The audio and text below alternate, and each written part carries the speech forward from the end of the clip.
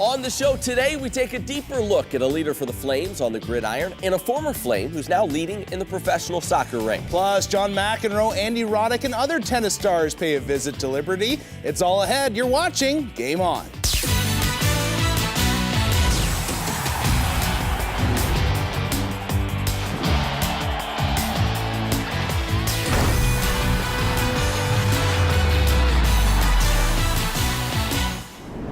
What is up? Welcome to Game On. As always, alongside Rhett McKibben, I'm Matt Warner. We have a smorgasbord of stories on the show today. Yeah, we're going to use some fun words and more. You know, typically a car driving onto a football field would be a cause for concern, but not here at Liberty. Yes, that NASCAR phenom William Byron was back again this past week during Liberty's homecoming. William was a part of the homecoming parade and even signed autographs at a meet and greet, but the big surprise came during the halftime of the football game. Byron, joined by Liberty President Jerry Falwell and his wife Becky, unveiled Byron's Liberty University number 24 car that he will drive in the Monster Energy Cup Series next year.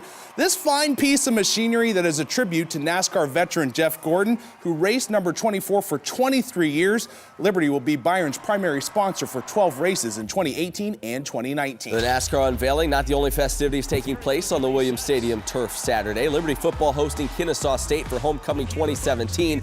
The Flames will trail 35-7 late in the third quarter, but that's when the LU offense would come alive. Buckshot Calvert to B.J. Farrow for a 7-yard touchdown strike.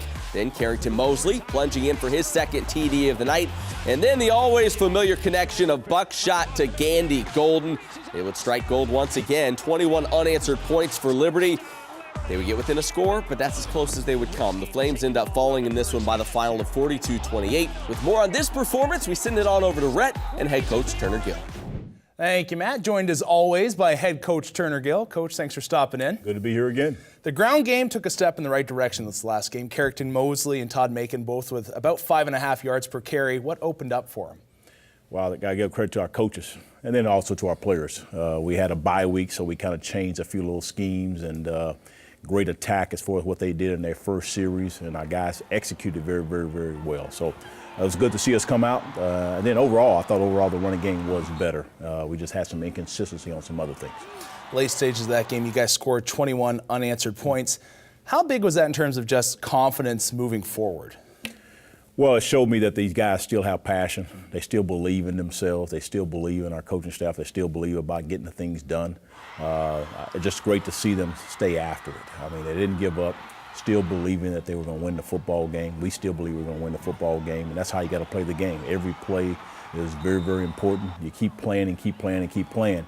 Good things will happen, and so I think that's what took place. We just called it that the time ran out on us. Not necessarily we lost, but that's the way it goes. Yeah, you guys unfortunately have lost 3 games in a row now. As a coaching staff, how do you keep the players' morale high and keep them believing, like you're saying? Well, we choose those things that just happened in the last game. We have some positive things that occur. There's no question about that. So we got to now get off to a faster start. I think we've kind of been a little bit slower start, whether it's sometimes been defense, sometimes it's been offense. It's been a little bit of a combination of both. And we got to put it all together as we keep on talking about is we can play better than what we played. We still haven't played our best football game. We played 6 games, won 3 games, we've lost 3. We played some good halves, we played some good quarters. It's time for us to put it all together. So the guys still love to compete. They still love to go out and have an opportunity to win. They still know that we can play better than we can. So amongst us coaches, we got to put together the game plan, get our guys to execute it, and keep believing, and we will do that. Seems like one guy that believes you can play better, Solomon McGinty, and I heard Buckshot say that he delivered a pretty motivational speech there at the halftime. How important is it to have a veteran leader like that in good times and in bad? Well, coaches, we got to talk. There's no question about that. But when you have the players kind of instill it within their own peers, it just raises it up another level. So, again, we still have a fairly young football team as far as going forward and all those kind of things. But, again, our guys came up and speak, and they were ready to go to work, and they came ready to work on Sunday, and they're ready to work today. And so I can see our guys going to be ready to play their best football game. Heard you say red zone defense has to improve, and Kennesaw State ended up going 3-3 in the red zone. Is that the main area of focus, would you say, moving forward? Well, I think that's one of those areas. Kind of looked at it a little bit more, too, even in the second quarter, both sides, when I say both sides, offense and defense, we've given up about 82, 81 points in the second quarter. We've had about 45, 46 points in the second quarter that we've scored on offense. So it's almost double and that's not good. So we got to make some adjustments a little bit better, and so our team can be more successful in the second quarter. Our players got to be ready to make those adjustments, because in the second quarter, there's adjustments being made because you just played, and in the first quarter, certain things happen, and you got to make adjustments. And so we need to make adjustments a little bit better, both coaches and players. Well, Coach, thanks for stopping in. Best of luck. All righty, thank you, and to God be the glory. All right, Matt, over to you. Thank you, guys. Well, we've all heard it said that God works in mysterious ways. Thankfully, those ways don't often include a broken leg, but that was the case for Liberty linebacker Solomon McGinty. It would be that bad break which would send this Texan on a journey that would land him right here in Lynchburg, Virginia, right where he's supposed to be. That sniffer go upfield, I got him. Dino! Hey, hit him head on. Don't let him sloop. Y'all good, y'all good. Watch zone, watch zone. Patrolling the Flames defense comes naturally to senior linebacker Solomon McGinty. Hey, watch option, watch option. And it might have something to do with having a family full of law enforcement officers. My mom's a sheriff deputy.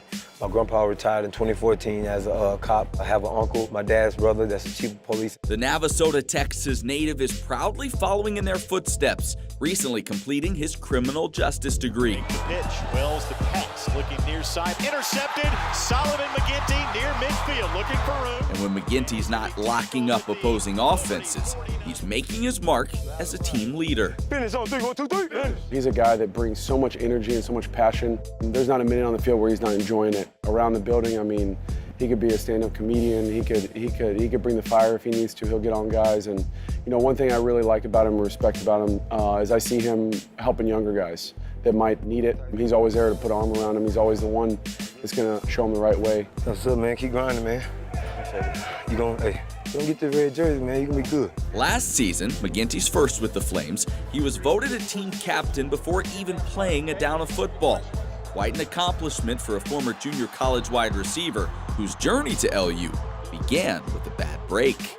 Last vision I see is the ball sitting there right before it comes in my hand and my leg just snapped.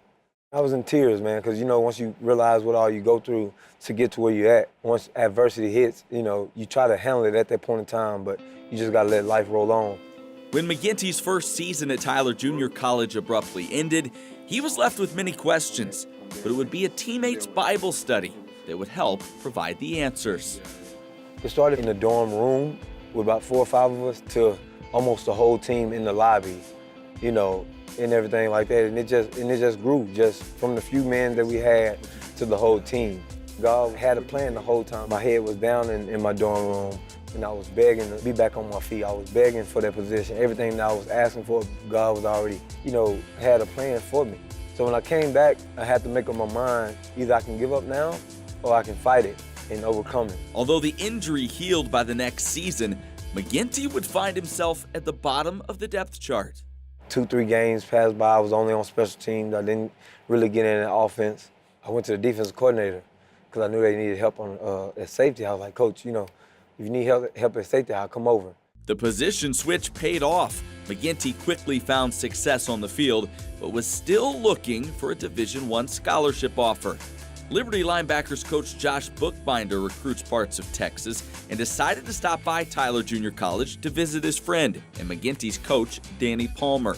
While there, Coach Palmer's high praise for McGinty was a recommendation Coach Book couldn't ignore. He said, if you take this kid, he will end up being a captain for you. Those were his words. So it brings back goosebumps just thinking about it. But got a chance to see Solomon and then speak with him on the phone. And, I mean, he just fit exactly what we're looking for. 2nd, 6 on the right hash mark. And fit he has. Throws near side pass, picked off. Solomon McGinty racing near sideline to the end zone. Light him up. Touchdown, Liberty. After a standout junior campaign, McGinty now leads the Flames defense in this his final season, determined to leave it all on the field. He does so being grateful for the opportunity that's before him and mindful of who helped him get here. If I never went and looked towards God and followed his path and followed his word, I hate to look to see where I would be. Every adversity is not the same, but you can still handle it in the same way if you just be patient, know that God got you and has a plan already down the road in your future. Sticking with football, let's take a look at some Liberty Flames playing pro ball. Walt Aikens had a tackle as he and the Dolphins defense had their fins up, shutting down Matty Ryan and the Falcons. Then north of the border, Kevin Fogg, the man known as 2Gs, returned to punt all the way to the house. It was his first career return for a touchdown. Also, Fogg had a pick in the game, a huge performance for him in a game where the Winnipeg Blue Bombers locked down a playoff spot. Well, speaking of professionals, Liberty welcomed some big-name pro tennis players to campus on Monday night for a unique event. 4 of the biggest names in U.S. men's tennis helped transform the Vine Center into center court for the Power Shares Series Legends of Tennis event. John McEnroe, Andy Roddick, James Blake, and Michael Chang gave the crowd a unique thrill in this competition. It would be a one-set tournament-style format that saw James Blake take home the win, defeating John McEnroe in the championship match. Now, prior to their exhibition Monday night, they spent the morning speaking to the Liberty University students in convocation. Chang talked at length about his French Open championship and what God taught him through the successes he experienced in the sport. Tennis and sports, you have a platform to be able to certainly showcase your talent, but at the same time, to be able to touch lives and to impact hearts becomes a lot more important because it lasts for a much longer period than your own career. From the court to the ice we go, where the Flames were riding a 5-game win streak heading into their weekend matchup. The opposition would be the Syracuse Orange. In Friday's game, the Flames were leading 3-0 in the late stages of the second period when Lucas Prestamo would score a late power play goal to cut the deficit to 2. Syracuse would have a tremendous third, scoring 3 more power play goals and would take the game 4-3.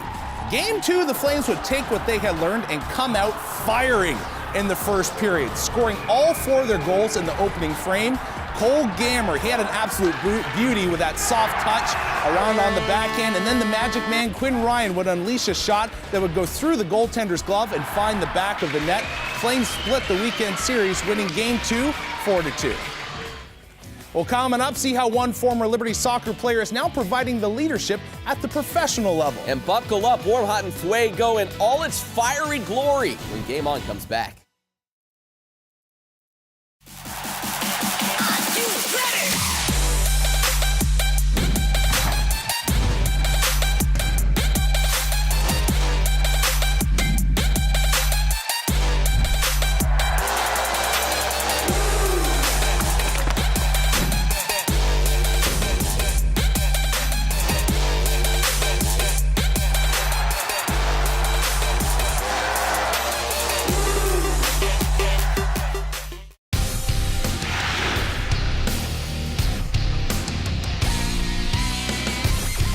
Wide. Church still controlling and scores. Wow.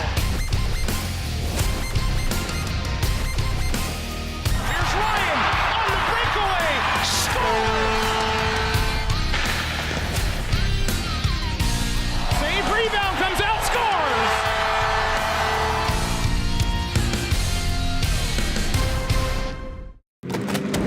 Scores. Meet William Byron, Liberty University student and Xfinity Series driver of the number 9 Chevrolet.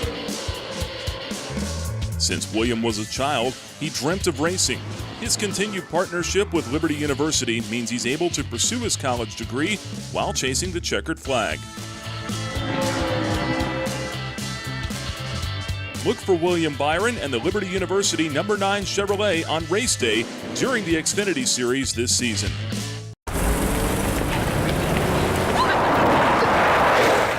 You stay off of my property! Hey guys, I don't think we should be here. Fine, nobody lives here. Just dead people.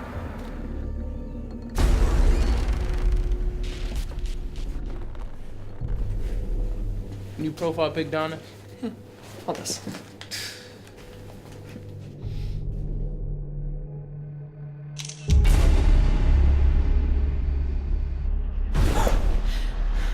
We need to go. Right now. Go. This way!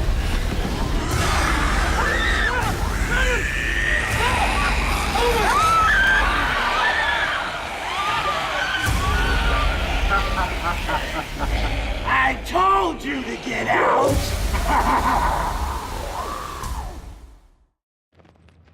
We the people We are innovators, dreamers, leaders. Yeah, we feel pain. We get tired, but it won't stop us. God's call is our pursuit, and we will champion His name.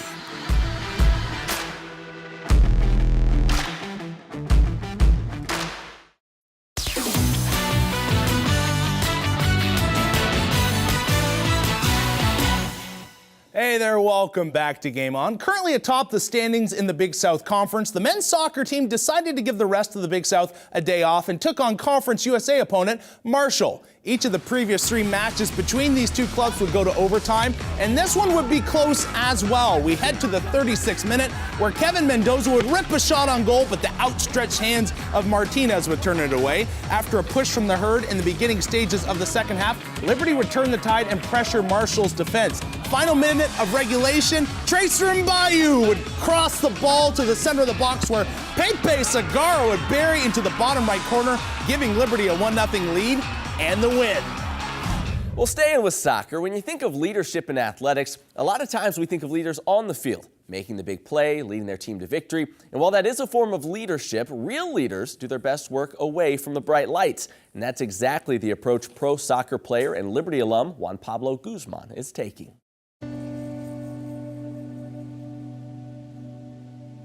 From the moment that Juan Pablo Guzman stepped onto the pitch at Osborne Stadium, it was evident that he was destined to become a leader. During our time together, the maturation process, you could just see him growing as a person and a player daily. This is a guy who is salt and light. Liberty was a really important time in my life. I think I met Jesus and I fell in love with him in a way I'd never experienced before. His passion for God's word would be instrumental in his first pro team, the Charlotte Eagles, a club that had Christian roots. It was really special because as I played there, I was also involved with the ministry side of things, and I lived in the inner city for 3 years doing a side of the ministry called Urban Eagles, where we lived in communities and had a relationship with youth in the communities and used soccer to really build relationships and disciple these kids and love on their families and get to know them. It was in Charlotte where Juan's leadership skills became known, and it also became a big reason that he was signed by his current team, the OKC Energy of the United Soccer League. This guy will be captain for life, okay? He'll go in the books, with the Sam Dunnocks. He'll go in the books with the Greg Whites, the Chris Phillips, leaders of others who gathered people along their journey and just showed them love. The thing that I try to do, and I think any kind of position of leadership that I've been given, I've looked at it as an opportunity to serve and love my teammates, and people notice that and respect that, and so whenever I am given roles of leadership or anything, I always see it as an honor and a responsibility to promote my teammates, to champion them, to love them, to serve them. And I love listening to my teammates. I love asking meaningful questions and really caring about their lives, whether it's their wives, their relationships, their siblings. I try to care about where they're at. When I establish trust and relationship with a guy, and there's opportunities to pray for them, whether it be for healing or for whatever's going on in their lives. And that's the goal, and that's kind of what opens doors for me. Opening not only doors, but also the hearts of men to the love of Christ. Well, our guy Rhett produced that piece, and now he's here to produce a little bit of television magic we call Warm, Hot, in Fuego. Top performances from Liberty athletes over the past week. Tell us something good, Rhett. Start us off with Warm. Yeah, Warm. Pepe Segarra. You just saw his goal moments ago. And, I have a firm belief in life, and that is, tell me that. Not everybody can be clutch. It just... True. Clutch gene, right? There is some a clutch people have gene. the clutch gene. Maybe some don't. It's like clutch, sparkling of pixie dust. I don't know, whatever goes on you. I just took that a weird direction. Wow. But Pepe, he's got the clutch factor. It feels like to me that it was like a year ago when he scored his last goal sometime last season. I know that's not the case, but he always seems to be there in that clutch moment where he scores a big game-winning goal. He did it again. It was huge for the Flames, and I just love saying his name. It's so much fun. I almost wish I got to call men's soccer because Pepe! hey, you get crazy. So it's just fantastic stuff. Good start by you there, Rhett. From warm to hot. Any fairy references here? We can figure something out. But we're going to go here. Hot's going to be Melody J. Rowe, and I'm going to call her Mrs. Clean or Miss Clean because 7 clean sheets on the year. I like it. For a freshman, that's absolutely fantastic. And this is a team that, through non-conference play, was kind of learning how to play together, a lot of young faces, and then here in conference play, they've absolutely mopped up. And Melody, like we said, time and time again, has been thrown into the fire. A veteran goes down with an injury that unfortunately has lasted most of the year, probably will last the whole season, and she's just had to go in there and backstop this group, and she's been able to do that. And she had a stretch there was 4 or 5 clean sheets in a row, which is huge for her. Confidence building for the defense, and it also allows the offense to be like, all right, we can start to take a few more chances. You saw Habuda start to be like, all right, I can freewheel a little bit more and dangle through the defense. I think that's because they have confidence in Miss Clean on the back end. Might Miss Clean have the clutch gene as well? She may. She very well may. All Time will tell. Finally now in Fuego, who's your choice this week for in Fuego? Lauren McDonald of the women's hockey team. This young lady, quite a weekend series. 5 goals, 7 assists for 12 points. That's like a month's worth of work. Yeah, seriously. I don't have that in my career. So yeah, she's absolutely fantastic. She has speed to burn, and she's probably the fastest skater in all of ACHA women's D1 hockey. The thing I like about her though is she can score from afar, but she's not scared. She's she's not the tallest girl either. She's fairly petite, and she'll just drive to the net, go with a vengeance. She is tough. She's from Barrie, Ontario, which is right across the lake from my hometown in Aurelia. So tough up there. She's a good one. Home of Don Cherry. Well, Don Cherry likes to hang out there as well, if you know him. But anyways, she had a great weekend, and anytime you get 12 points in 2 games, you're doing something special. Rhett, good job as always. Thanks for staying focused this week. All right, still to come, we take you to Liberty's annual fall event, the Spooktacular. And we also introduce you to our newest and youngest Game On correspondent. This is the Spooktacular, and I want to go show you some of the Spooktacular fun. Come with me.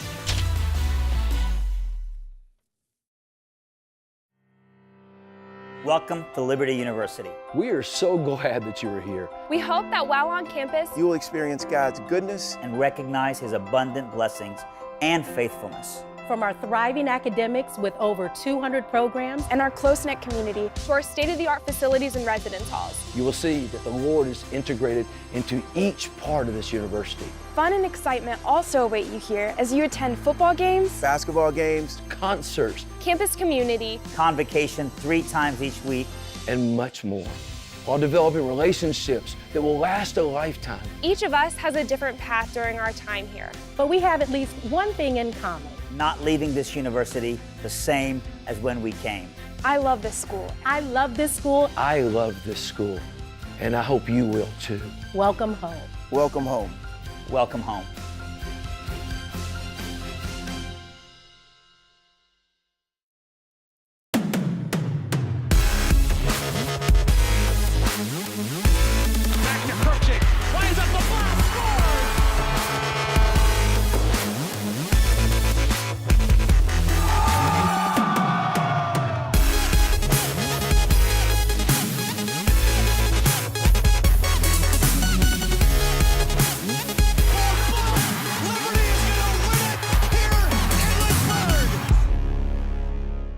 You might have heard some things about Liberty University, like how we're just a little Christian school in the middle of nowhere. And there's nothing to do here. I mean, come on. You know us. Boring. Boring? Yeah. They say we don't work as hard, think as hard, try as hard. I object.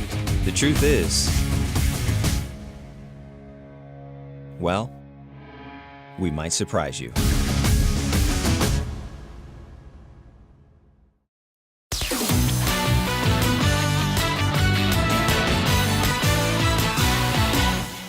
Hey, welcome back to the show. It's fall. That, of course, means cooler weather, pumpkin spice everything. And around here, it also means the annual Spooktacular Kids event that Liberty athletes host. And this year, Rhett, we sent you out to cover it. Yeah, I went out there, but I have to admit, I was pretty tired. I had Liberty hockey the night before, and I was just wiped. So I hope you don't mind, but I let a young up-and-comer take the lead on this one.